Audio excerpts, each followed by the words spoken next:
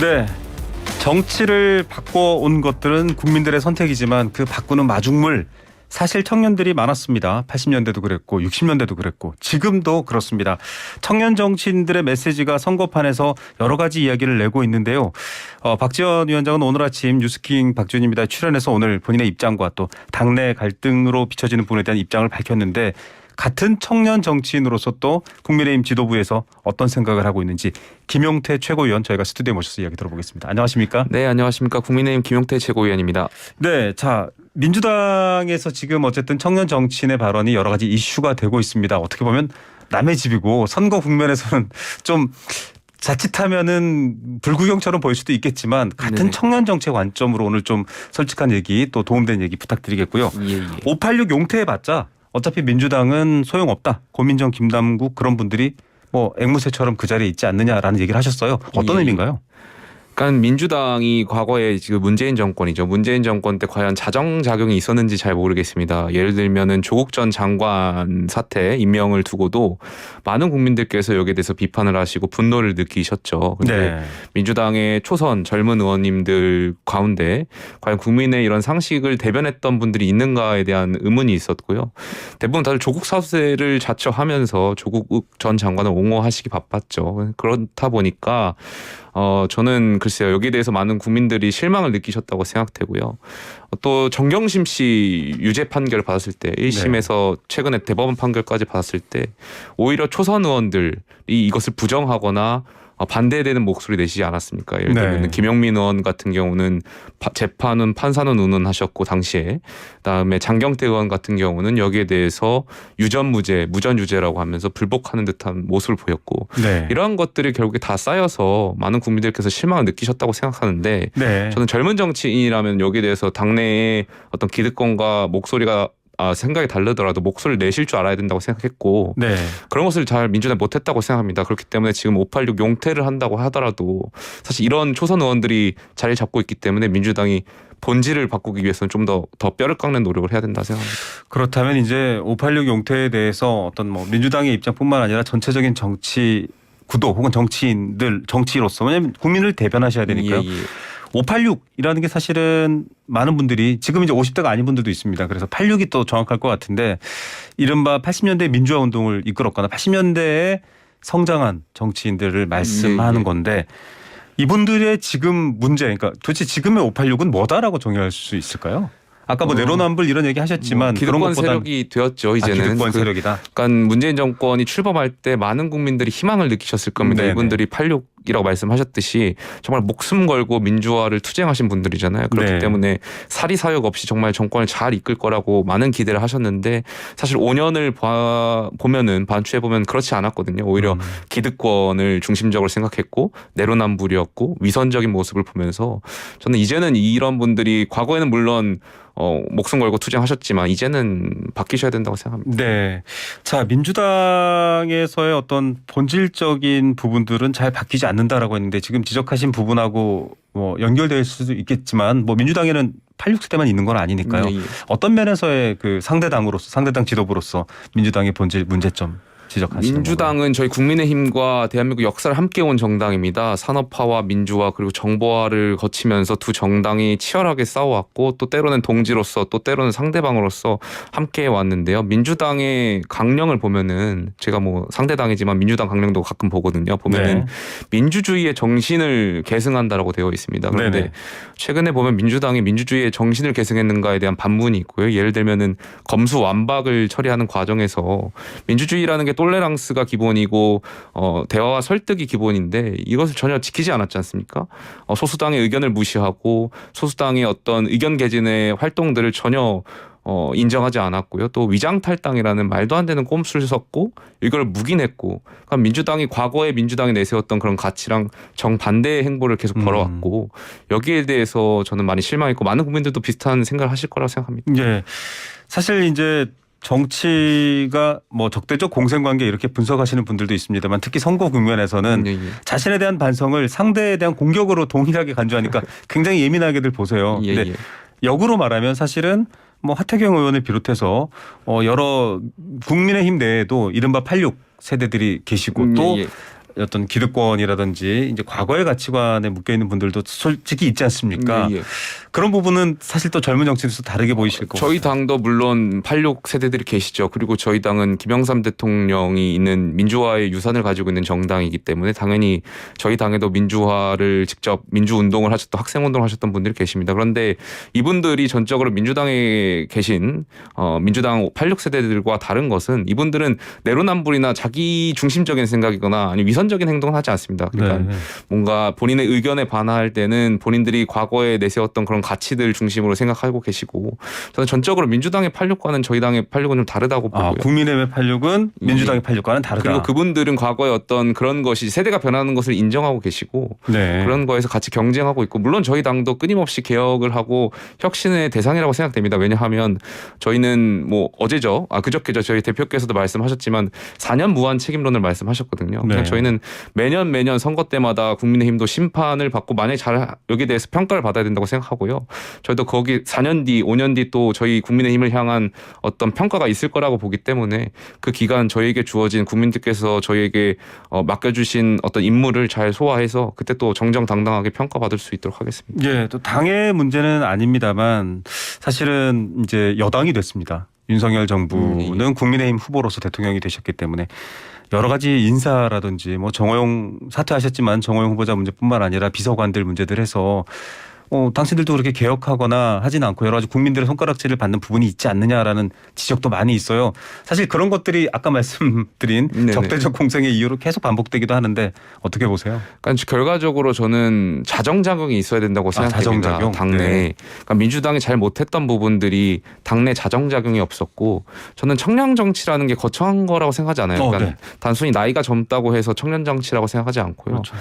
본인의 소신을 끝까지 주장할 수 있느냐. 그러니까 기득권의 주류 세력과 내 생각이 달라더라도 내 소신을 말씀할 수 있느냐가 저는 청년 정치라고 생각하고 있고 네. 나이가 많든 적든 여기에 대해서 청년 정치를 하고 계신 분들 많다고 생각합니다. 그렇기 때문에 저는 저희 당이 조금 더 자정작용을 많이 해야 된다고 생각하고 있고요. 네. 그래야만 민주당과 다를 수 있고 또 많은 국민들이 여기에 대해서 그렇게 국민의힘을 응원하고 계신 거라고 보고 있고요. 저는 계속해서 당내에 혹시 제 생각이나 제 소신과 다른 것들이 있으면 계속해서 말씀을 드리려고 하고 있습니다. 네, 청년 정치에 대한 여러 가지 입장까지 그렇게 보면은 지금 박지원 위원장은 청년 정치를 하고 있다 이렇게 평가하시나요? 예, 저는 박지원 비대위원장이 용기를 냈다는 점에서 굉장히 높게 평가하고 싶습니다. 다만 이제 비대위원장이고 이제 당내 물론 또 그런 목소리를 하고 그런 역할을 하시라고 모셔온 분이잖아요. 네. 그렇기 때문에 박지원 비대위원장이 말씀하신 부분은 굉장히 용기 있게 높게 박수를 쳐주고 싶고요.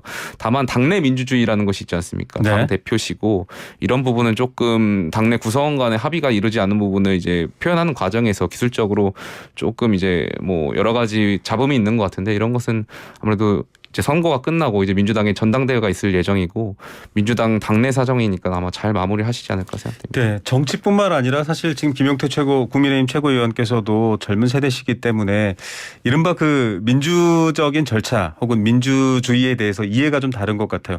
박지원 위원장도 얘기를 했지만 내가 이런 말조차 못하면 민주주의가 없다라고 말하는 것과 충분히 우리가 뭐 여러 세대와 기득권들과 다 충분히 합의를 해서 같이 얘기하는 게 민주주의지 왜 혼자 그렇게 얘기하느냐. 이게 사실은 같은 얘기인데 굉장히 다르거든요. 네, 예. 어떻게 보세요? 둘 다 역할을 하셔야겠죠. 그 두 네. 가지를 다 하는 게 정치인의 역할이라고 생각되고요. 물론 소신도 얘기해야 되지만 정치라는 것이 당내 민주주의를 또 무시할 수 없는 거잖아요. 저희는 다 네. 정당에 속해 있는 정치인이고 그렇기 때문에 그런 두 가지를 다 적절히 조화를 이뤄야 되는 것이 좀 좋은 정치인 아닌가 생각합니다. 네, 사실 뭐 정답이 있는 건 아닌데요. 뭐 김용태 최고위원도 소신 발언을 예, 예. 하셨잖아요. 뭐 정호영 후보자 관련해서도 예, 예. 이게 뭐 우리가 뭐가 다르냐 그러면 이렇게 얘기를 했는데 당내에선 그런 말하면 좀 이거 지금 대통령 인사인데 이런 얘기 없나요?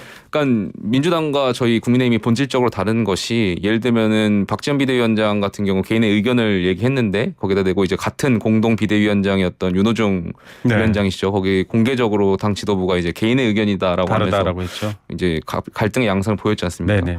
저 같은 경우도 당정을 향해서 쓴소리를 낼 때 뭐 당 대표나 원내 대표나 당 지도부가 공개적으로 저한테 뭐 그거는 김용태의 어떤 뭐 이런 발언이다라고 개인 생각이고 예, 뭐 이렇게 이렇게 예. 하시진 않고 저희는 뭐 비공개적으로 뭐 좋은 말씀 뭐 아니면 우려되는 말씀을 따로 전달하시긴 하시죠. 네. 근데 그건 당연히 당내 민주주의에 있기 때문에 당연한 결과라고 보고요.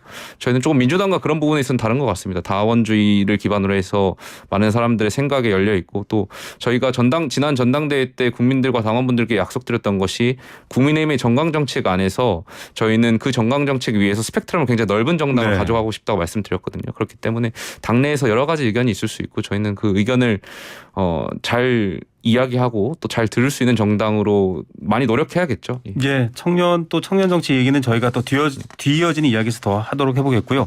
여러 가지 SNS 발언과 얘기들이 좀 화제가 됐습니다. 민주당에서 오히려 노무현의 꿈을 망치고 있다. 사실 노무현의 꿈이라는 건 뭐 노무현 전 대통령께서도 했던 말이지만 국민들한테도 많이 회자돼 있는데 구체적으로 이게 어떤 의미인가요? 그러니까 저는 이제 당이 다르지만 노무현 정신이라고 제가 생각했던 노무현 네네네. 대통령은 정의로운 세상을 꿈꿨던 분이셨던 것 같아요. 네.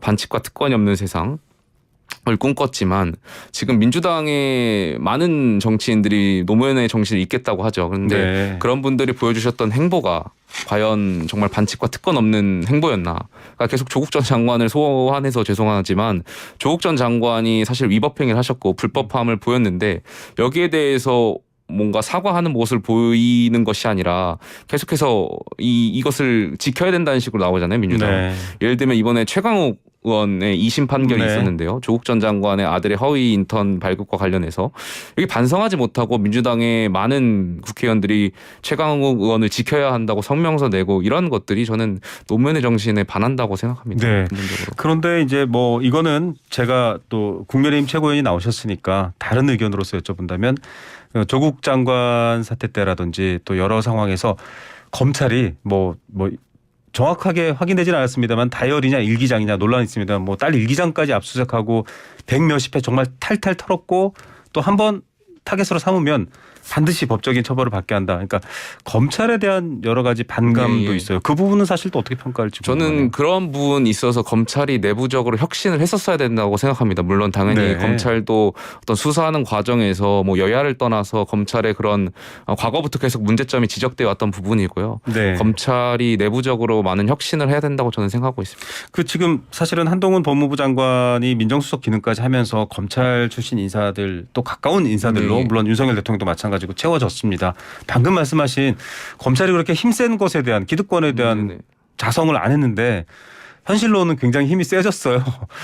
사실은 소신 발언을 하시는 분이시니까 네네. 제가 이런 걸 여쭤보는 건데. 그러니까 어제 뭐 계속해서 법무부의 인사 검증 기능까지 이제 하는 인사정보관리단 신설과 관련해서 저도 네. 사실 특정 기관의 인사 정보까지 가는 것이 저는 좀 우려되는 바가 있긴 합니다. 왜냐하면 법무부가 기소와 수사 플러스 여기에 인사정보를 갖게 된다는 것은 굉장히 많은 그렇죠. 정보를 갖고 이게 혹시나 과거에 굉장히 안 좋았던 선례들이 있지 않습니까? 이런 국정원도 정보를 그렇고요. 가지고 네. 수사를 했다든지 협박을 했다든지 이런 것들이 있었기 때문에 굉장히 안 좋은 시선이 있다는 걸 알고 있고 우려되는 지점이 있긴 합니다.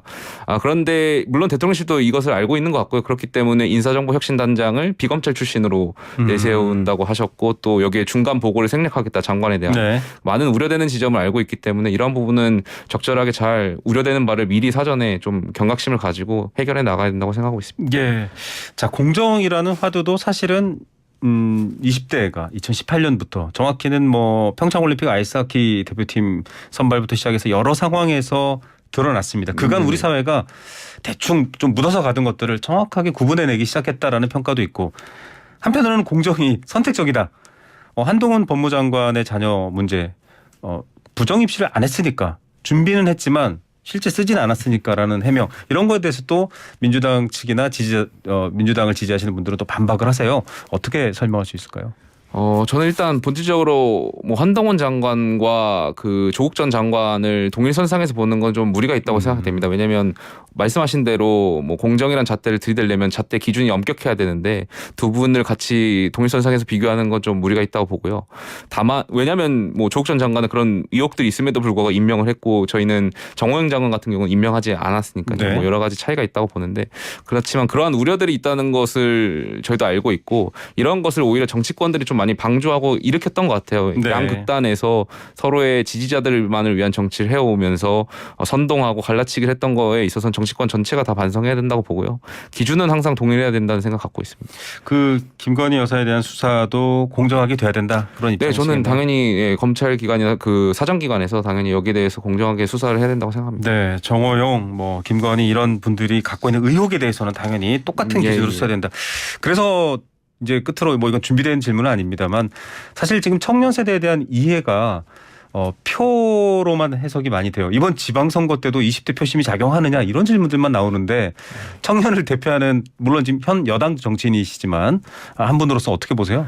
그렇기 때문에 저는 많은 2030, 40 세대들이 투표를 더 나가야 된다고 생각합니다. 지금 이렇게 질문하는 것 자체가 과거에 2030, 40이 많이 투표를 안 하다 보니까 사실 정치권에서 소외된 세대였잖아요. 근데 네. 최근 들어서 많은 투표를 통해서 정치권들이 여기에 대해서 경각심을 가지고 있고 투표 많이 하면 국민의힘에 불리하다라는 아닙니다. 네. 그렇기 때문에 젊은 세대가 좀 더 정치에 관심을 갖고 정치 결국 우리가 처해진 문제를 해결할 수 있는 건 정치가 해결할 수 있는 거니까요. 조금 더 많이 관심을 갖고 지방선거도 지방 일꾼을 뽑는 선거다 보니까 네. 바쁘시더라도 꼭 투표하셨으면 좋겠습니다. 네, 청년 정치인의 이야기를 듣는 것, 미래를 듣는 것이면 좋겠고요. 또 다양하게 넓은 현실을 듣는 기회였으면 좋겠습니다. 정당이 어디냐를 떠나서 많은 분들이 또 불만의 문자도 보내주고 계시는데요. 정당 여부가 아니라 청년 정치인들이 바꾸려는 세상에 대해서는 귀를 기울여야겠다는 생각 해보게 됩니다. 오늘 말씀 감사드립니다. 네, 감사합니다. 네, 국민의힘 김용태 최고위원이었습니다.